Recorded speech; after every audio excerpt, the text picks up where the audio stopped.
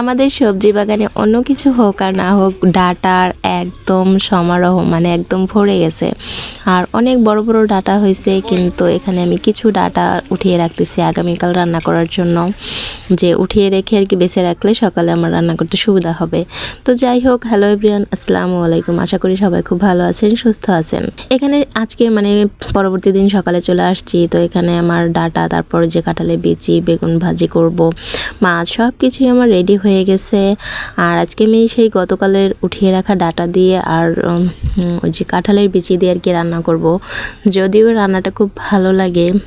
এখানে আমি কাঁঠালের বিচিটা প্রথমে সিদ্ধ করে নিয়েছিলাম, আর ডাঁটাগুলো একটু মনে হয়েছিল একটু শক্ত শক্ত, তাই আর কি কাঁঠালের বিচি সিদ্ধ হওয়ার লাস্ট পর্যায়ে ডাঁটাগুলো একটু ভাপ দিয়ে নিয়েছিলাম।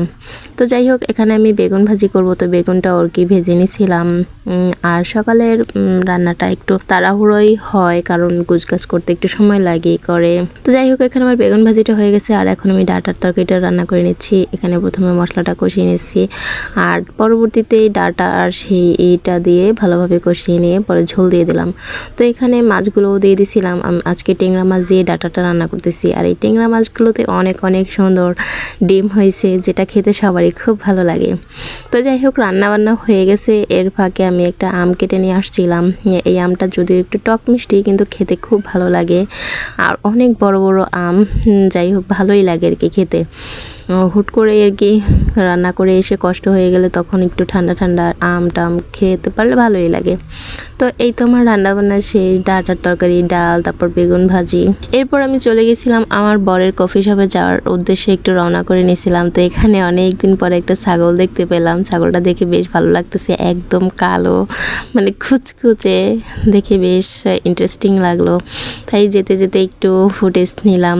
এখানে আমি তারপর কফি শপে গিয়ে হুট করে মনে হলো অনেক গরম, তো ভাবলাম একটু লাচ্ছি বানাই। তো লাচ্ছিটা আমি কিভাবে বানাচ্ছি সবটাই শেয়ার করতেছি। এখানে 4 চামচ মিষ্টি দই নিয়ে নিয়েছিলাম। তো যেহেতু 2 জন খাবো, তাই আর কি একটু বেশি নিয়েছিলাম।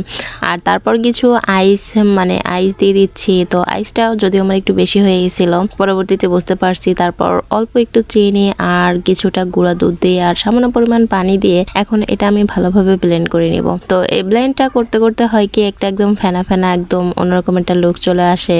আর এটা খেতে কি ভীষণ ভালো লাগে। যদি কেউ খেয়ে না থাকেন তাহলে খেয়ে মানে ট্রাই করতে পারেন। ঠান্ডার সময় তো একদম মনটা ভরে যায়, খুবই ভালো লাগে। তো যাই হোক, এই তো আমার লাচ্ছির ফাইনাল লুকটা। আর পরবর্তীতে আমি অন্য কোনো রেসিপি নিয়ে আবার আপনাদের সাথে শেয়ার করব। তো আজকে এই ছোট্ট ব্লগটি আমি এখানেই শেষ করতেছি। সবাই ভালো থাকবেন, সুস্থ থাকবেন, আর আমার ভিডিওটি ভালো লাগলে লাইক ও কমেন্ট করে পাশে থাকবেন। আল্লাহ হাফেজ।